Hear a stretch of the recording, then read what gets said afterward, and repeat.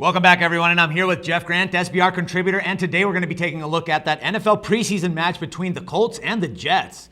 All right, Jeff, so Indy's main concern right now is protecting Andrew Luck, considering the fact that there's going to be 3 new additions to the offensive line. But I think the biggest hit for the team right now is that left guard, Donald Thomas, is out for the season. But can you elaborate a little bit more on this? Thomas was somebody that the Colts were penciling in to really stabilize that offensive front. Andrew Luck has been under pressure his entire career since the Colts drafted him number 1 a couple years ago out of Stanford. Right. They really are happy with what they have in terms of the tackle position on the left and right side in controlling the edges. But the Jets will definitely test that interior offensive line for the Colts in this one, and I think it gives the Jets an advantage. You have to protect somebody like Andrew Luck, who's basically somebody that everybody thinks is going to take over and basically get handed the torch from Peyton Manning and Tom Brady as the best quarterback in the NFL in the next year or two. Right. Now, we know that Smith should be the actual starting quarterback for the Jets, from what we've heard from team officials.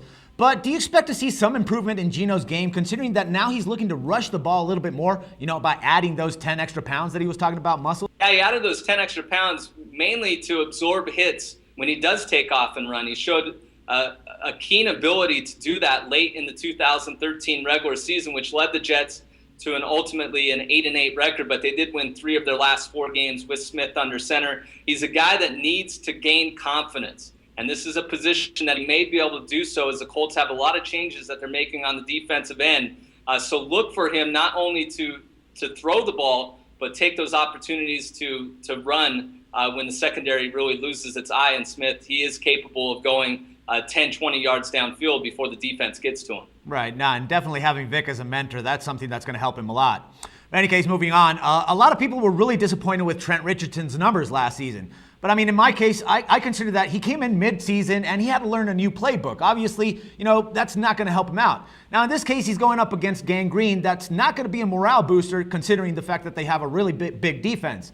Do you expect him to be in better form this season? I mean, I do. You have to think so. I mean, he was taking as high as a running back has been taken in recent years. Yeah.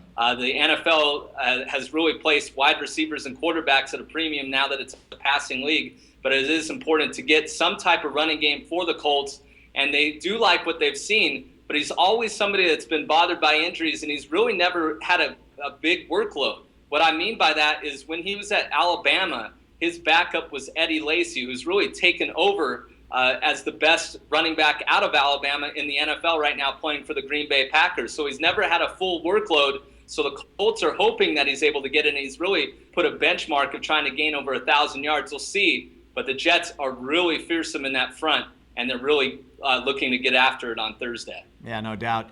And now, you mentioned on your article that the Jets, they've never covered the number in the first preseason game under Rex Ryan. But you're actually recommending the Jets at -3 for their first game. I mean, can you explain the logic behind that? And why wouldn't we consider a play on the under instead? I'm going to attribute it to the fact that Rex Ryan is really an X and O's guy, specifically on the defensive side of the ball, which has led New York to finishes in the top upper tier of the NFL in terms of total defense since he's gained that role as head coach of the New York Jets. But now he's starting to learn that it's more than that.